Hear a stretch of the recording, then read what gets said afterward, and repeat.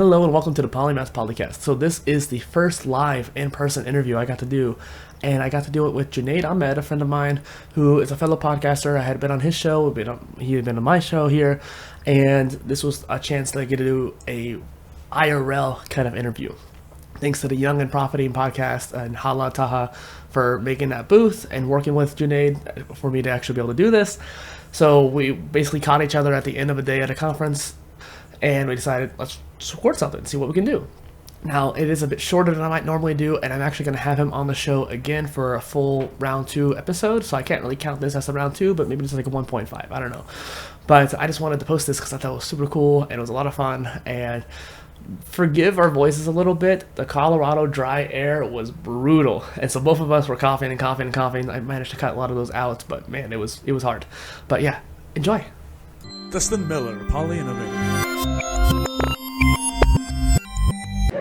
So, I am here with Junaid Ahmed, who's Studio Mastery with GoBox and Hacks and Hobbies podcast. So, this is like the second or third time we've talked together. Was I on the show twice, or what? I think you've been on my show one time, and I've been on your show one time. Yeah. Is this one of those things where you and I think we can talk it afterwards too We have talked for a long time forever, yes.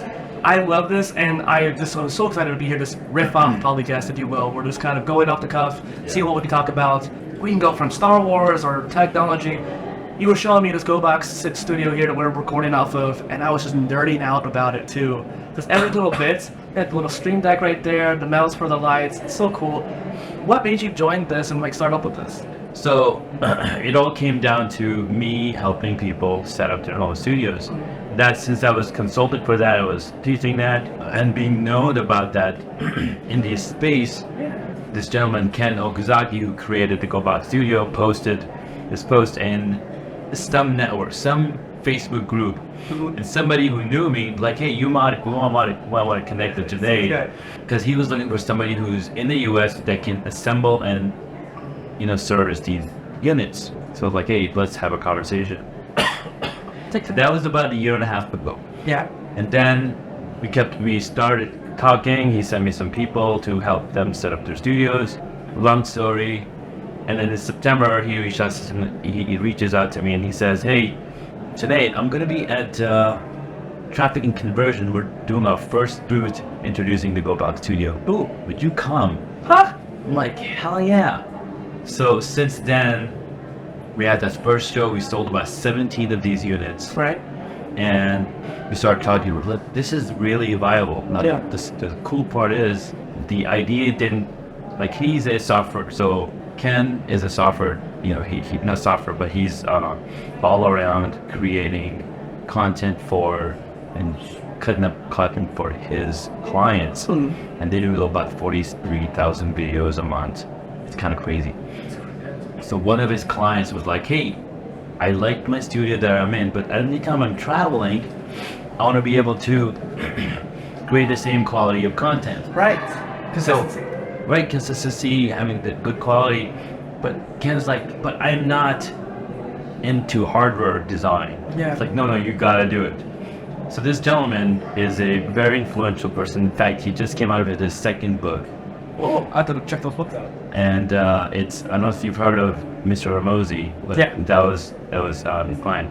So that was basically the inception of how this box came together, and ever since it's just been amazing. So that's basically a little bit of origin story of how I got connected. That's so cool. I mean, honestly, another person that comes to mind is Tim Ferriss. He's really into the whole going to meet somebody in person. Yeah. I don't know if you can get in touch with him through Repurposed or something like that, but I feel like they're probably. I mean, I am part of the pro community for Pathfled, and I've been on Pathfled's podcast myself, talking about how to get my business off the ground and how to go from one-on-one consult to a larger audience. So I've got some connections, so maybe slowly and surely, Third party. Exactly. Well, and this is just an off-the-cuff interview. If we make any mistakes, I'll cut it out and post or whatnot. But and for some reason, it's so dry. We're in Denver, Colorado, podcast movement, and I can't breathe. This just started just coming into this year, and I'm all these feeling, and then that's the so. I'm so sorry. The first night I was here, I could not sleep. First off, I had allergies from where I'm from, and then the dry air here, and then my Airbnb happened to be like super dry. Oh my god. So I've been trying to talk to people. I got interviewed technically yesterday too, and they're like, "Do you have a good podcast voice?" And I'm just like, "Yeah, yes, I do." Not really, but I can try to fake it at least. Yeah, exactly. But the cool thing about this too is that it's in that suitcase, and so you actually can take it with you on the plane then, right? Yes, I literally brought this one on the plane with me because, I mean, you can also check it in, but bringing it on the plane, it just looks cool. Yeah, that was just cool. I'm sure a lot of people are wondering too, what is the cost of it as well? So this thing costs anywhere from 11K to 15K, depending on all the additional things that you might want to do with it. For example, getting a mic stand if you're going to be doing it in person, making sure you have additional lighting depending on what type of lighting would be in the space. So that's basically the cost of what somebody would pay to acquire one of these units, so then they can take it anywhere they want. Yeah, and so besides the laptop, obviously I think everything else is included, right? Yes, so it has the camera, it has the light, it has the microphones, the Stream Deck built in, the power supply and the power distribution system that's built into it, so all of that is included. Oh, I totally forgot about the power supply. So it's a battery or is it plugged into the wall? So this is plugged into the wall, and you could technically plug it into a bigger battery pack and get about 2 hours of battery when you're outdoors. So the whole studio right here, so that's pretty good. For 2 hours might not sound like much, but look at what I'm looking at here. Yeah. So with the POLYCASTS, as you know, we talk about a lot of different things, and this might be our techie kind of thing too. Software-wise, is there anything new you've been playing with? Man, with the AI, got so much stuff. There's so much stuff out there that it's just mind-blowing, and every day there's a new AI company popping up. Right. And it's going to continue to happen till we start seeing the players in the industry. And I think somebody posted the other day, I was watching on YouTube, it's like, wait till you see Apple down. Oh. Because if you think about it, when Siri was introduced, Siri is technically AI, and we've been using Siri for how many years now? Right. And so we've technically have been using AI in so many different ways without that terminology. Like when people are talking algorithm is another person is AI, right? Yeah.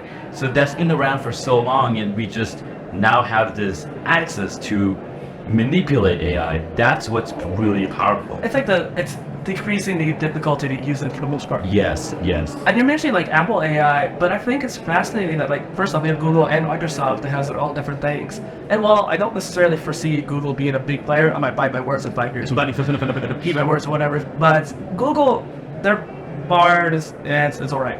But Microsoft has OpenAI, has ChatGPT, and they had Cortana. Cortana was actually the best assistant back in the day. I had Windows Phone. I was one of those Windows Phone nerds.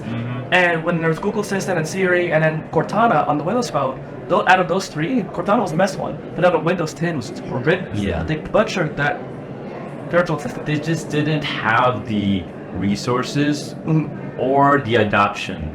See, it all comes down to the adoption. Salesforce is so huge because they built that entire infrastructure around their own company to say, hey, come in developers, build applications on our platform.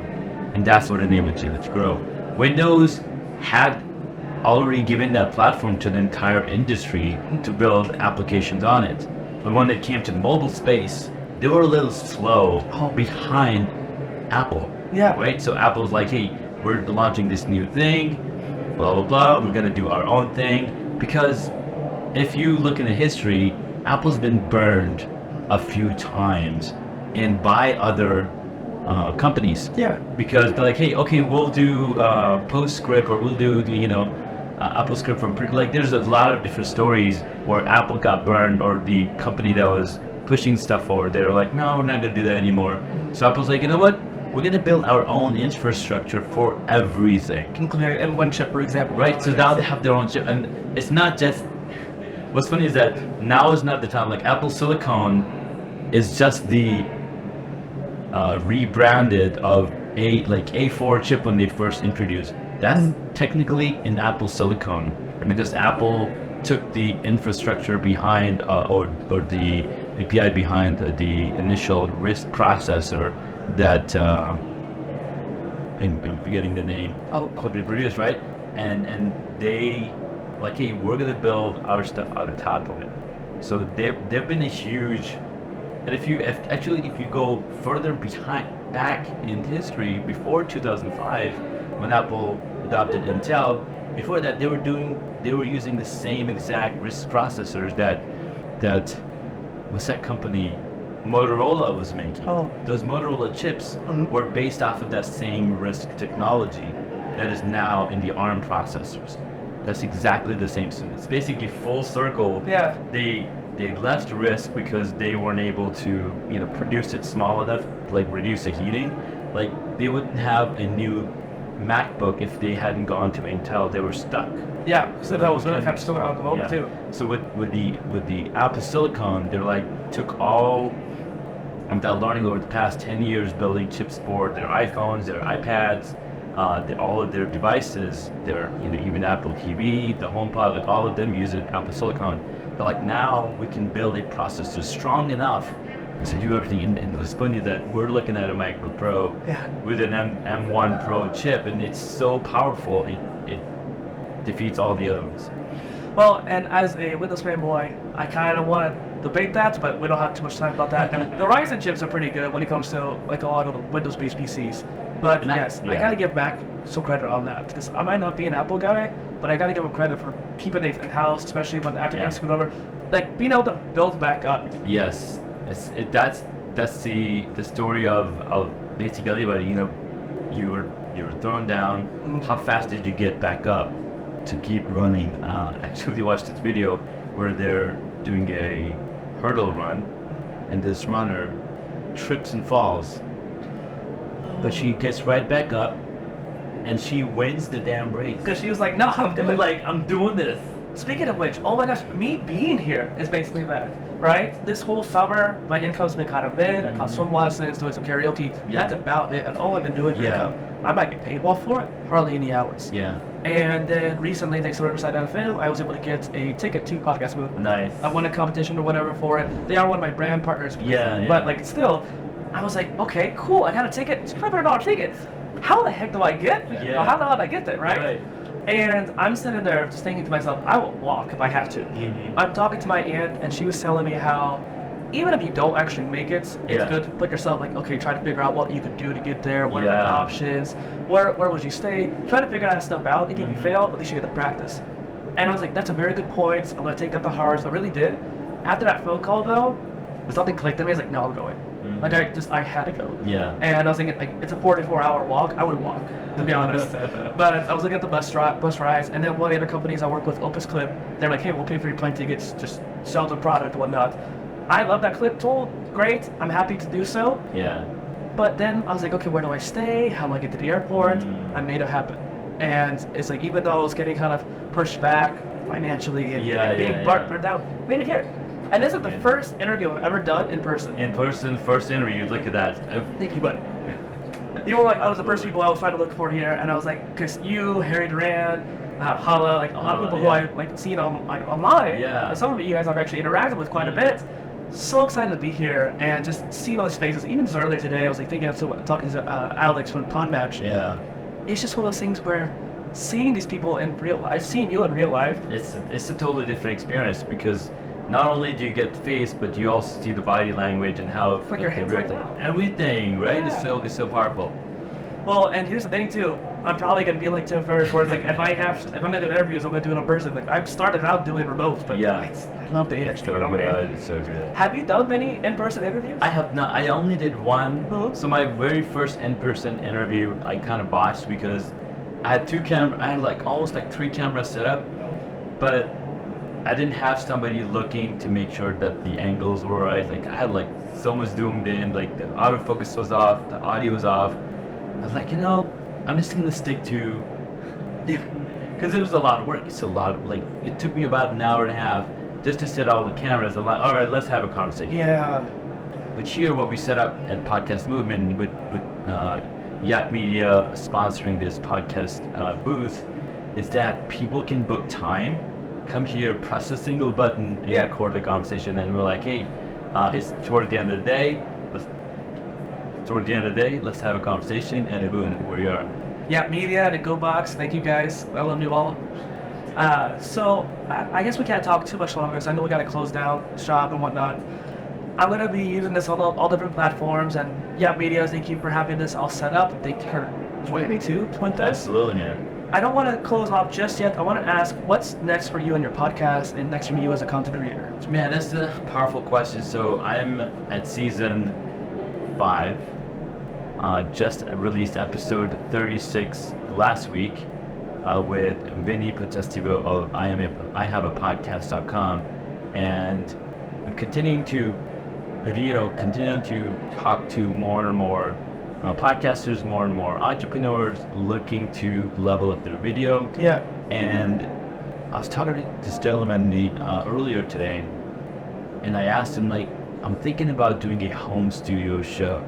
Like a podcast about home studios. Oh, so okay, yeah. Podcast about home studios. Because he's like, because Hacks and Hobbies is so broad. It's like Hacks and Hobbies, like which hobbies? It's not Hacks and Hobbies about podcast or podcasting, or about cycling, or about beekeeping. So home studio show, super narrow, and I'm talking to very specific people who will then become my clients, who will then become partners with me to work with me, and me being able to refer them to other businesses. Because, tell you the truth, no man is an island. We have to work together in order to make, like, this entire conference came together, right? Because so many people put the energy in. And one of the amazing examples that everybody can relate to, if you see the movie, towards the end, there's directed by, the movie ends, then you see all of the names, or at least 10 minutes of names that are scrolling down. These are all the people who have made that movie possible. So there's even they work like an hour for parts of that movie. Yeah, there's an energy when there's people around to create content. Well, and you are one of the few people who I could talk to about having that broad kind of show. Podcast, obviously, it's very broad. Someone asked me what category I'm in. I'm like, lifestyle, I guess. Education, kind of, too. Yeah. But, and I don't know if you've ever been talked about this much, but I always kind of thought about keeping everything on the same profile. Yeah. I had a hard time recently allowing myself to make a separate gaming channel, for example, right? Nice. I think what you're doing there, making a separate channel for home studios, it's a great idea. Because that's even though obviously you can do stuff in your main channel, it is its own thing, and you want to give it its own fair shot. Yeah. And I could also have home studio segments inside home.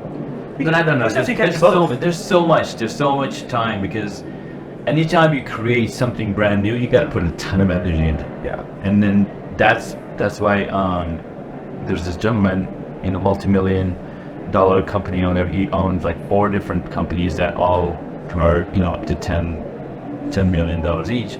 He said if I had just focused on the first company, he would probably be at over $150 to $1 billion valuation. It's crazy. Because when you put time on one specific thing, you can take it so much farther, and then you start bringing people, and you have that movement.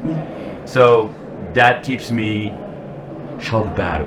But I know there's an angle that I can use to create that new show. Yeah. Well, there's always going to be an angle, and you're smart enough that you're going to figure out eventually what your passion is going to be. Yeah. One thing I did talk about is serialized versus juggling. So you kind of have that jack of all trades, juggling approach. People think that's a bad idea, but if you do it right, you can do it well. Yeah. But then it's serialized. Like, I think what that guy you're mentioning about before, serialized means you're focusing on one thing at a time. Then you can switch to the next one after that. Yes. Maybe a few years later, maybe even a decade later. But you focus on that one. Right, exactly. Cool. I'll definitely put some energy behind it. Well, and I love the idea for that podcast, and I love the show that you already had on there too. So we'll go ahead and wrap this up considering the time. But thank you for being the first in-person interview I've ever had, dude. Absolutely, man. It was awesome. Thank you so much. Brought to you by that meeting. There we go. That was so cool.